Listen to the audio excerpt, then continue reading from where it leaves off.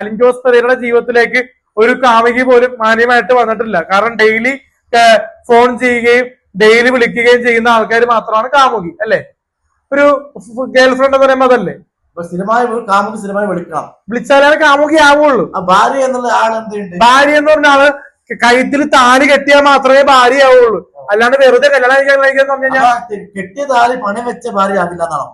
ഇപ്പൊ ഭർത്താക്കന്മാര് കല്യാണം കഴിഞ്ഞ് ചില സാമ്പത്തിക ബുദ്ധിമുട്ടില്ല. എന്റെ കല്യാണം കഴിഞ്ഞിട്ടില്ലല്ലോ ഇതുവരെ. എന്റെ സംശയമാണ്, അറിയാൻ വേണ്ടി. എനിക്ക് താങ്കൾ അത്ര അറിവില്ല.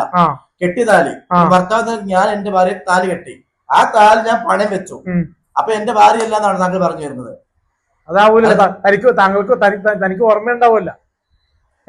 കെട്ടിയ സമയത്ത് ഓർമ്മയില്ലേ? വെഡിങ് വീഡിയോ ഒക്കെ കയ്യിലില്ലേ? രജിസ്റ്റർ മാരേജ് സർട്ടിഫിക്കറ്റ് ഇല്ലേ? അതാണ് തെളിവാണ്. സർട്ടിഫിക്കറ്റ് ഇല്ലേ?